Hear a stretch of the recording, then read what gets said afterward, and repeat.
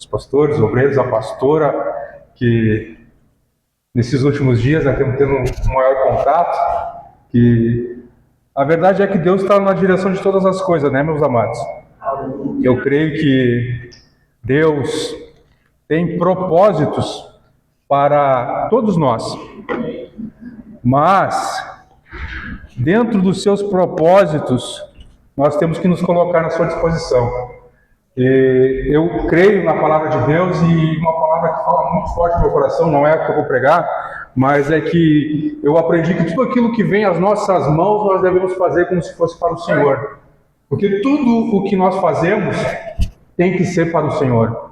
Pois nós fomos comprados por um alto sangue, um alto preço do sangue que verteu na cruz do Calvário. Então, eu não tenho mais direito pleno na minha vida. Nós podemos dizer que temos livre-arbítrio, mas a verdade é que a minha vida agora é do Mestre. Jesus me comprou na cruz do Calvário. Eu gostaria de ler com vocês um texto que se encontra em Atos, capítulo 17, se vocês puderem achar na sua Bíblia, Atos, capítulo 17, para não perdermos tempo, pois o tempo voa, o tempo corre, e Deus está na direção, como eu já disse, mas se você achar aí, Atos, capítulo 17, no versículo 16 em diante. Glória a Deus. Até me acostumar com o púlpito, que é diferente, né? Não. Mas é mesmo, gostei desse púlpito, pastor. Glória a Deus.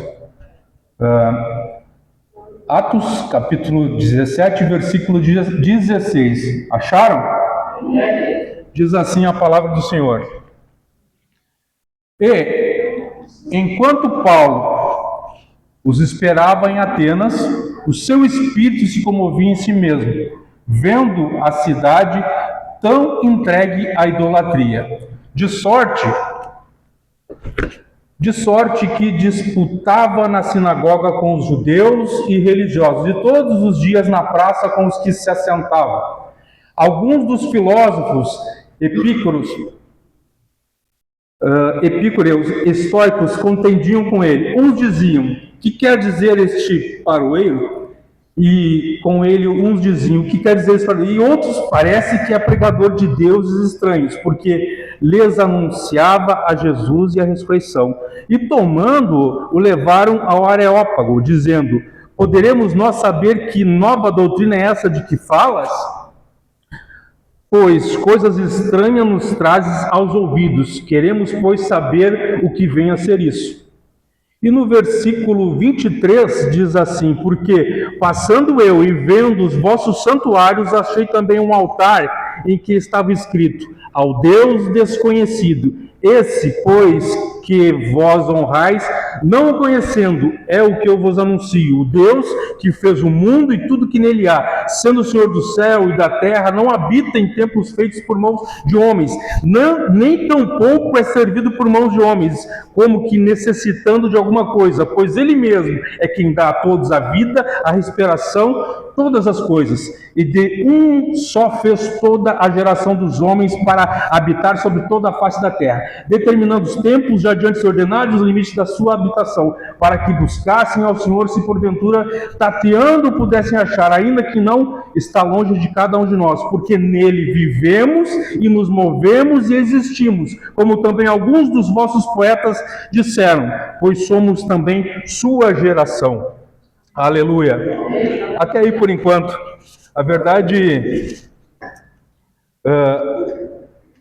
esta palavra, algum tempo já vinha me corroendo por dentro, então fui estudar um pouco mais aplicadamente. E o texto que li me levou também a Eclesiastes. No capítulo 9 de Eclesiastes, diz assim, no capítulo 9, versículo 13 e 18: também vi debaixo do sol este exemplo de sabedoria que muito me impressionou. Havia uma pequena cidade de poucos habitantes, um rei poderoso veio contra ela, cercou-a com muitos dispositivos de guerra. Ora, naquela cidade vivia um homem pobre, mas sábio, e com sua sabedoria ele salvou a cidade. No entanto, ninguém se lembrou mais daquele pobre. Por isso pense, embora a sabedoria seja melhor do que a força, a sabedoria do pobre é desprezada e logo suas palavras são esquecidas. As palavras dos sábios devem ser ouvidas com mais atenção do que os gritos de quem domina sobre tolos. A sabedoria é melhor do que as armas de guerra, mas um só pecador destrói muitas coisas. Aleluia. Agora eu vou tentar dentro da minha capacidade humana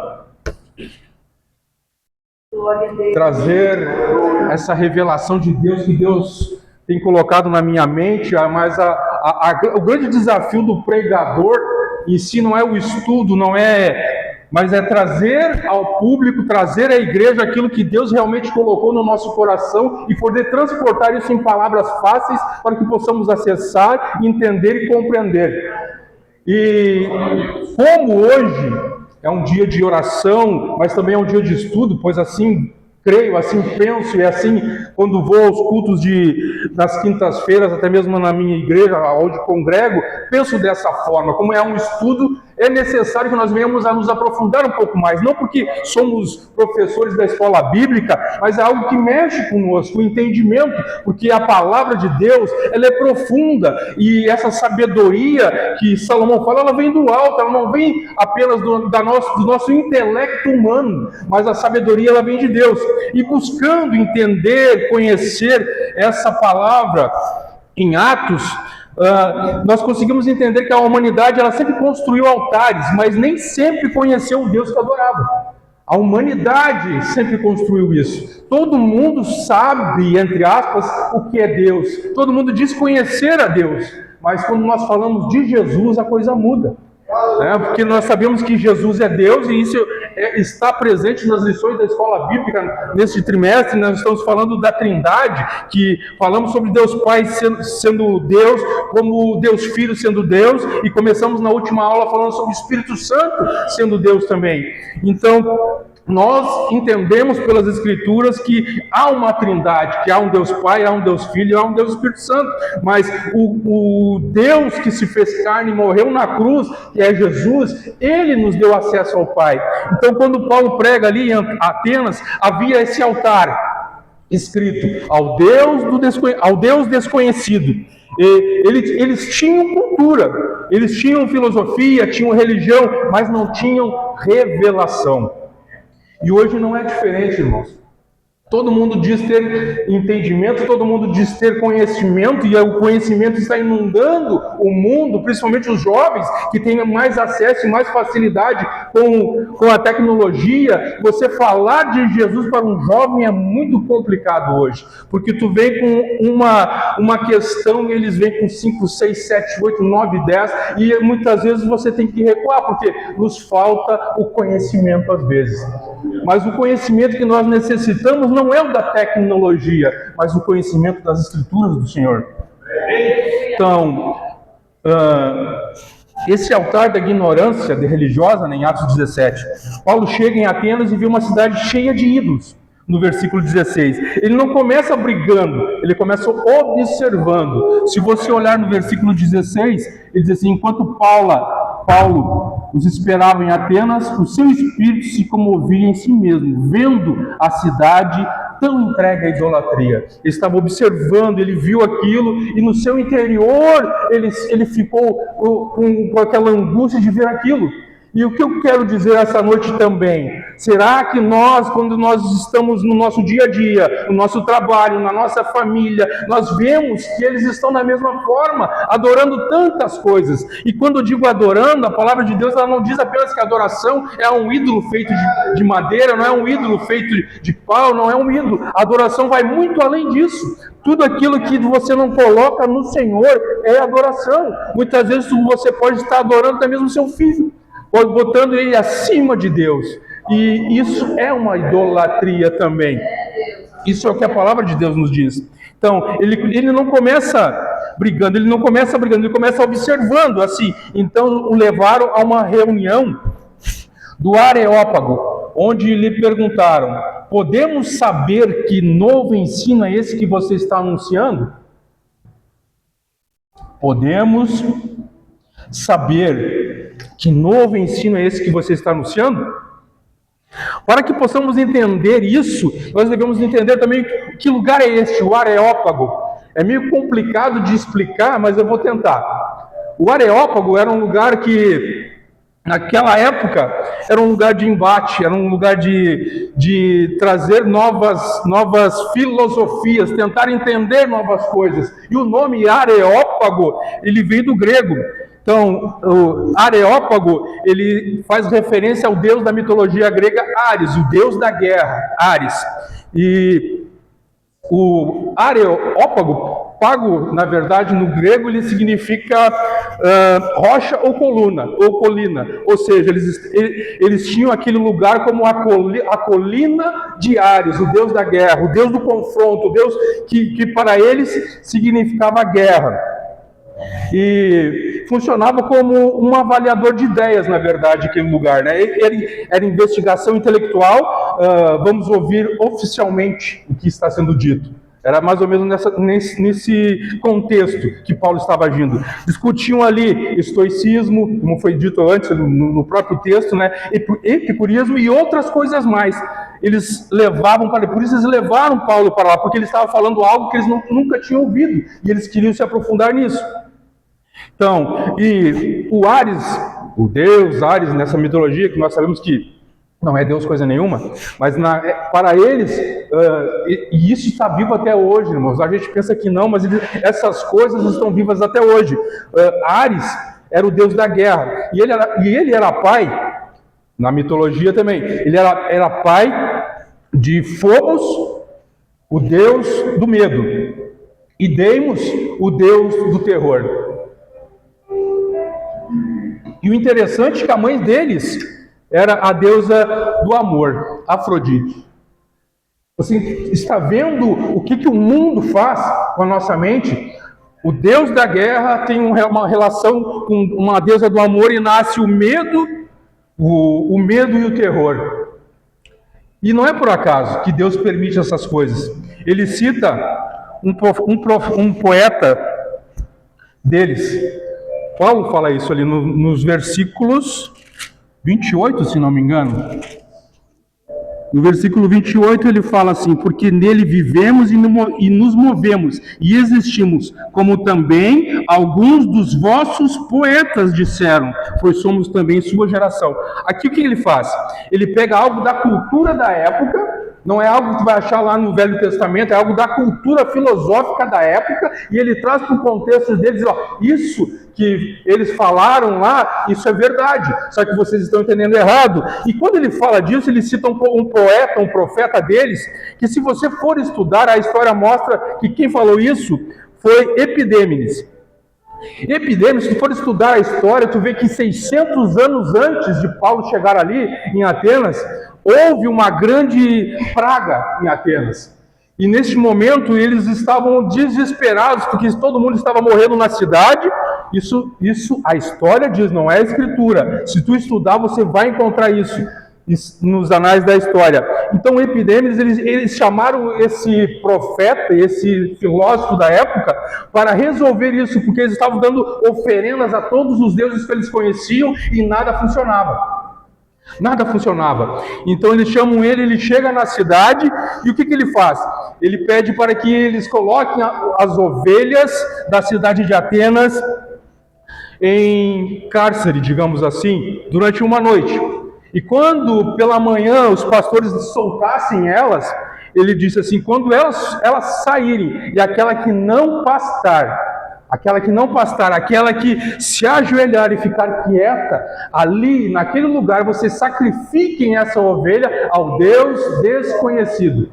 E ali eles fizeram isso, e ali foi firmado um altar. E na época de Paulo, sobreviveu de certa forma, ainda resistiu ao tempo, um único altar, que é esse que ele encontra lá, dizendo ao Deus desconhecido, porque era a crença deles, eles sabiam, nós temos que adorar a todos os deuses, de repente nós não sabemos, estamos ofendendo um Deus que não conhecemos, então vamos oferecer a ele. Então é nesse contexto que surge esse altar. E esse altar sobrevive até a época de Paulo. Por quê? Porque Deus tem propósito, até mesmo naquele passado, no teu passado, onde você ainda não tinha se convertido, quando eu ainda não tinha me convertido, tudo aquilo que eu passei lá atrás, Deus já estava nos dirigindo, porque a palavra de Deus nos diz que Ele nos chamou, Ele nos escolheu, ainda no ventre de nossas mães, e nós não tínhamos ainda nos levantado, não tínhamos ainda nos colocado à disposição da sua obra, mas Ele já tinha nos escolhido. Talvez tenha alguém na tua casa que sejam escolhidos do Senhor, só que ainda não se converteu.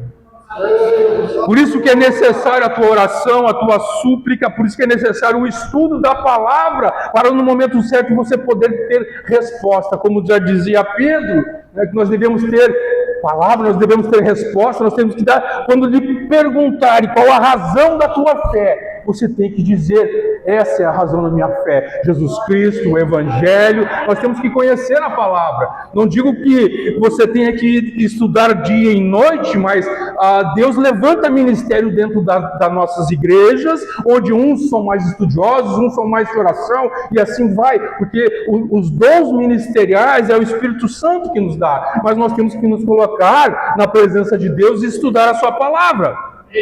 Amém? Então Deus estabeleceu um dia em que julgaria o mundo. É o que diz Paulo. Então, quando a sabedoria de Deus, como eu citei lá, que falei da passagem em Eclesiastes, que faz uma alusão ao esquecimento de um homem sábio. E esse homem, Epimênides, ele tinha uma sabedoria humana. Ainda que não fosse de Deus, ele foi sábio, mas caiu no esquecimento. E no nosso meio, a sabedoria que salva, às vezes ela é esquecida. Salomão conta essa parábola. Uma pequena cidade, um grande rei contra ela. Um homem pobre e sábio a livra, mas depois ninguém se lembra dele. Então preste atenção, a sabedoria salvou, mas foi esquecida. Quem isso aponta profeticamente? Ele aponta para Jesus. A sabedoria, ela vem do alto. Jesus é a nossa sabedoria, ou seja, ele é humilde, ele foi humilde, quando ele veio na terra, humilde, rejeitado, desprezado e crucificado. É um Deus que humanamente ninguém quer.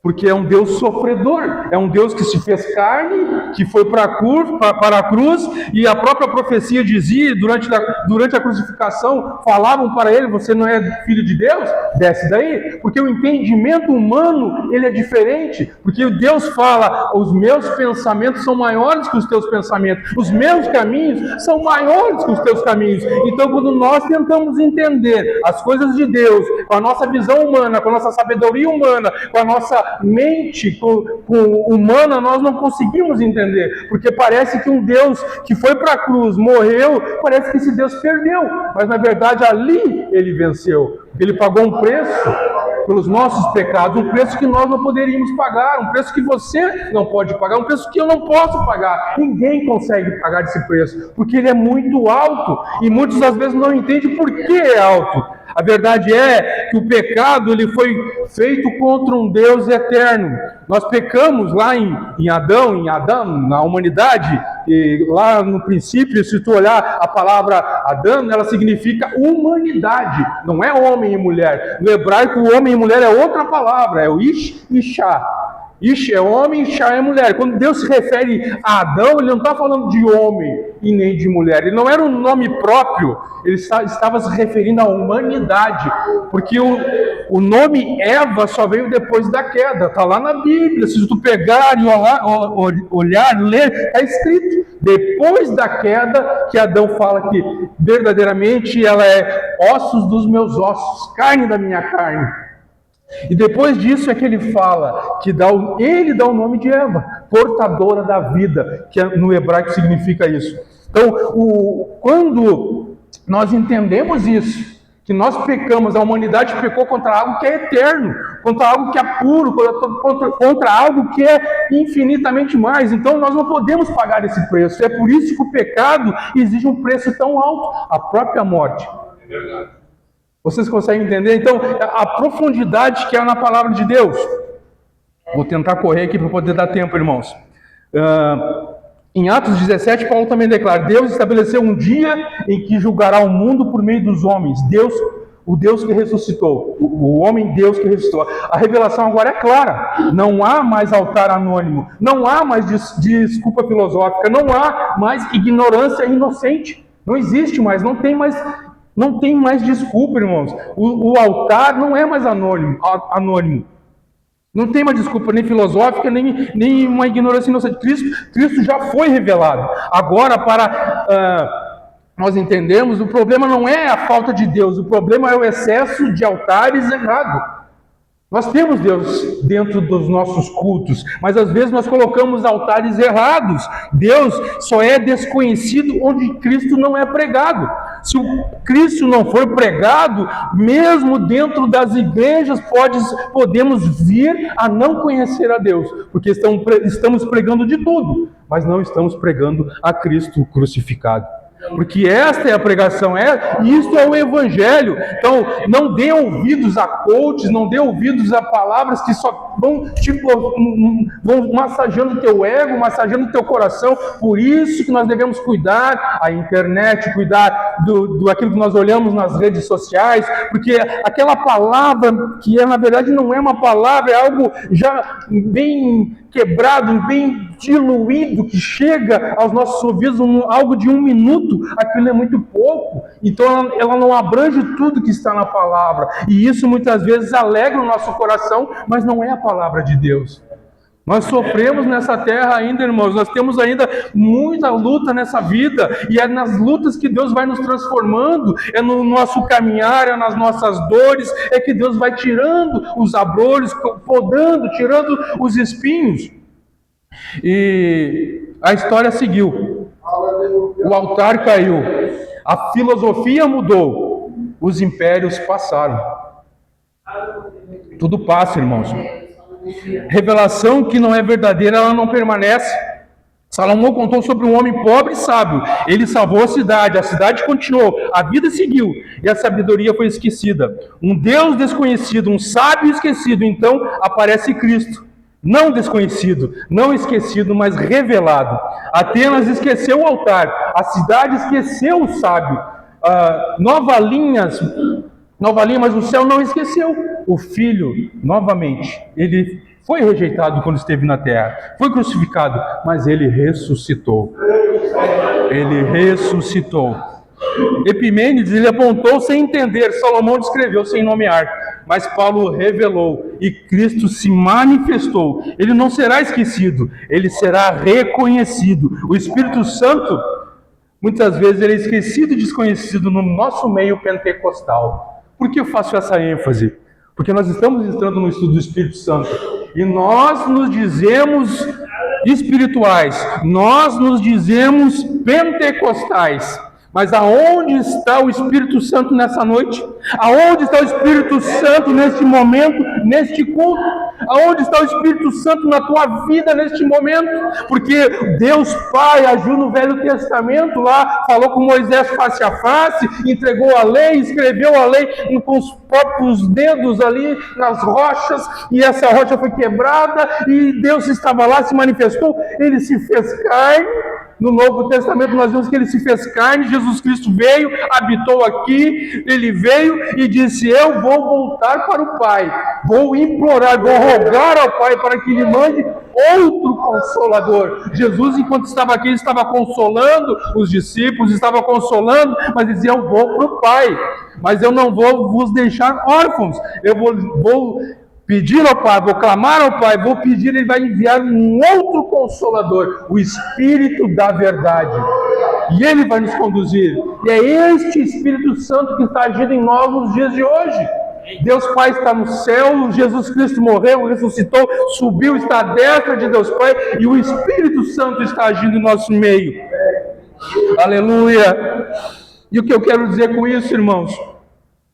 O Espírito Santo muitas vezes ele é esquecido, ele é desconhecido no nosso meio. Nós nos dizemos pentecostais, mas muitas vezes nós esquecemos. Em Gênesis 1, no princípio, ali na criação, Bereshit bara Elohim, no hebraico ele fala, e depois ele fala que o Espírito de Deus estava pairando sobre a face das águas.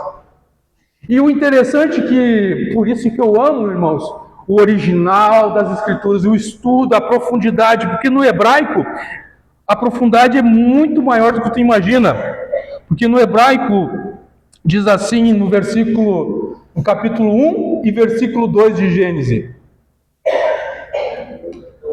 Verua Elohim merachef al penim haim. E o Espírito de Deus estava merachet. O merachet, que a gente se traduz como pairando, ele é muito mais do que isso. Parece que, se tu olhar no português, parece que Deus, façamos o homem a nossa imagem e semelhança. No princípio criou Deus os céus e a terra era sem forma e vazia. E o Espírito de Deus pairava sobre a face das águas. No português, dá para entender ali que no princípio criou Deus, Bereshit bara Elohim. O Elohim ele é plural. No original hebraico, Elohim é plural. Nós traduzimos por Deus. Mas a palavra Deus ela já vem do grego, ela não é do original hebraico. Então entenda, quando Moisés escreve aqui, ele usa essa palavra que é muito mais profunda. O português não consegue traduzir perfeitamente. E lá em Deuteronômio 11, ele usa essa palavra e a tradução é diferente. Fala assim, onde o mesmo, como a águia que desperta o seu ninho e paira sobre os filhotes. É esse pairar que está lá em Gênesis. É ali que está Deus agindo, Deus Pai, Deus Filho e Espírito Santo. Deus e Espírito Santo não está parado, não está apenas pairando. Ele está como uma águia ali cuidando, gerando e incubando a criação. E quando nós deixamos de ver o Espírito Santo neste mesmo patamar de Deus Pai, de Deus Filho, Ele é o Deus Espírito Santo que está agindo em nosso meio. Então, é nisso que eu gostaria que você focasse nessa noite, que você possa se colocar na presença de Deus, para buscar esse Deus que talvez ainda seja desconhecido na tua vida, porque muitas vezes nós conhecemos Jesus de ouvir falar, como já dizia Jó, eu conhecia Deus de ouvir falar, mas agora eu conheço porque de caminhar, de estar com Ele, e o conhecer bíblico, quando fala, conhecereis a verdade vos libertará, é muito mais do que ler e entender. Esse conhecer é ter intimidade, é estar próximo, é uma intimidade maior do que um homem e uma mulher, como esposo e esposa, é mais íntimo do que isso. Isso é conhecer, não é apenas ler uma palavra e dizer assim, eu já li, eu sei que muitos não são de leitura, eu gosto de ler, sempre gostei, e tenho na minha mente, no meu coração, nas minhas metas de ler a Bíblia todo ano. Todo ano eu tenho que ler ela de capa a capa, mas isso é algo meu. Mas eu sei que você precisa ler, nem que seja um pouco. Nós não podemos ler a Bíblia apenas no culto, nós não podemos ler e orar apenas no culto, nós não podemos buscar o Espírito Santo apenas no culto, porque Jesus disse, para nós buscarmos, orarmos no nosso secreto, no nosso quarto. Ele não mandou nós orarmos em qualquer lugar, Ele mandou orar no secreto, para aí sim sermos recompensados pelo Pai, que vai nos recompensar em secreto. Eu não sei o que você veio buscar essa noite, eu não sei qual a determinação que tu tem na tua vida de estar num culto evangélico, num culto cristão. Eu não sei o que você está passando, eu não sei de nada disso. Mas eu sei o que a palavra de Deus nos fala. Eu sei que a palavra de Deus, ela nos manda buscar a presença de Deus, ela nos manda estarmos em comunhão, ela nos manda estar debaixo desse amor que está se derramando em Gravataí, essa unção de amor, que nós estamos unidos um com os outros. Eu sou irmão aqui, eu sou irmão na Planaltina, eu sou irmão lá na sede, eu sou em qualquer lugar. Eu tenho que agir conforme aquilo que o Pai me instruiu. Então entenda, se nós não nos unirmos em espírito e em verdade, nós não vamos conseguir desenvolver a obra de Deus plenamente nessa terra. A misericórdia de Deus permite que nós vivamos assim como estamos vivendo, mas essa é só a misericórdia. Se tu buscar a presença de Deus, se tu buscar o Espírito Santo de Deus, aí então você vai viver o sobrenatural de Deus, os milagres de Deus, você vai ver Jesus face a face de certa forma, porque nós não podemos mais, como foi feito lá na época de Moisés, mas nós conseguimos ter uma intimidade ao ponto de estarmos com o Espírito Santo ao nosso lado, conversando, orando, buscando, e nós temos que remir o tempo, diz a palavra, e remir o tempo é muito mais do que apenas buscarmos tempos, é recuperar o tempo perdido. E isso eu entendo que Paulo compreendeu, porque ele falava, eu sou o maior dos pecadores. Por quê? Porque ele perseguiu a igreja do Senhor, e isso remoía o seu interior, porque ele sabia que quando ele teve um encontro real, genuíno, verdadeiro com Jesus, face a face, ao ponto dele cair, alguns dizem que ele cai ali, mas a verdade é que a presença é tão grande, e ele sabe que era o próprio Deus. Então ele vê aquilo como um remorso na sua vida, porque ele perseguia a igreja, ele mandava ser preso, ele mandava matar. Então isso doía nele. Eu tenho que recuperar isso. Eu sou o maior dos pecadores, porque eu persegui o próprio Cristo, eu persegui o próprio Deus que se fez carne. Eu persegui porque a igreja do Senhor é o corpo de Cristo. Então, se a igreja é o corpo de Cristo, eu espero que você entenda que nós somos um. Não existe igreja só. Como o próprio Paulo fala, né? Porque nele vivemos e nos movemos e existimos. Como também alguns de vós, poetas, disseram, pois somos também sua geração. Nós somos geração de Deus. Nós somos. Mas mais do que isso, aqui ele está falando da criação. Nós somos templo do Espírito Santo. Igreja só existe quando vários templos estão conectados. Isso aqui hoje é uma igreja. Conectados. Mas lá fora, sozinho, eu sou o templo do Espírito. A igreja não anda sozinha. Não existe desigrejado para dizer que eu sou igreja. A Bíblia não dá amparo para isso. A Bíblia fala que nós somos templo do Espírito Santo. Eu sou templo, você é templo, todos aqui somos templo. Por isso que Jesus diz, a casa está limpa. Eu limpei a casa. A casa está limpa. Então, se vocês não permanecerem limpos, né, o Espírito Santo vai sair e vai voltar todos aqueles demônios que um dia habitaram na tua vida. Por quê? Porque o nosso corpo, ele é templo do Espírito Santo. Quando nós recebemos a Cristo, aceitamos a Jesus, então o Espírito Santo vem e faz morada em nós. Ele nos faz ver onde estamos errados, Ele nos diz onde nós devemos mudar, é Ele que vai nos mostrar. Então eu clamo a Ti essa noite. Eu clamo a Ti e a Deus essa noite. Busque mais ao Espírito Santo. Busque mais ao Deus Espírito Santo, para que você não venha levantar altares a um Deus desconhecido. Parece que essa palavra é só para gentios, parece que é só para quem não é convertido, mas a verdade é que a palavra ela vai se pegando nós de cada jeito, de cada forma distinta, e eu consigo ver que muitas vezes estamos dentro de quatro paredes, mas não somos templo do Espírito e não nos tornamos igreja. Se Deus te chamou, é para trabalhar, meu querido. Crente que não trabalha, meu querido, nós temos que trabalhar para o Senhor, para a seara. O Jesus fala, pedir ao Pai que mande trabalhadores para a sua seara, porque a seara é grande e poucos são os ceifeiros, poucos são os trabalhadores. Eu não sei qual o teu ministério, eu não sei em que área que Deus te chamou, mas é Ele que capacita, é Ele que nos dá os dons, é o Espírito Santo.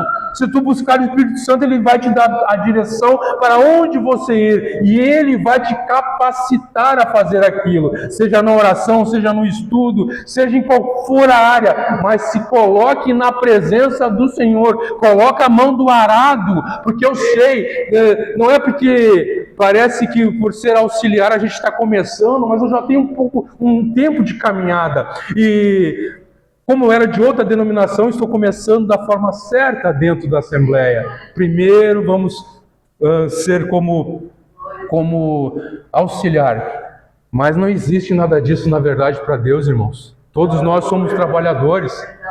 Todos nós somos trabalhadores. Há muitos no nosso meio que têm o dom de pastor, mas não estão exercendo o pastorado.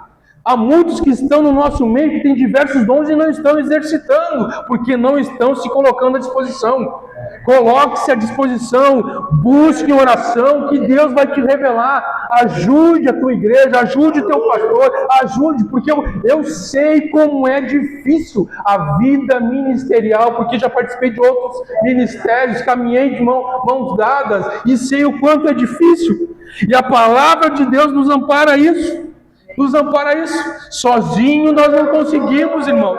Eu não consigo estar aqui, eu não conseguiria estar aqui essa noite pregando se não fosse a Kátia, se não fosse o meu sogro, se não fosse os meus pais me dando cobertura também. Por trás de nós há outras pessoas, amados.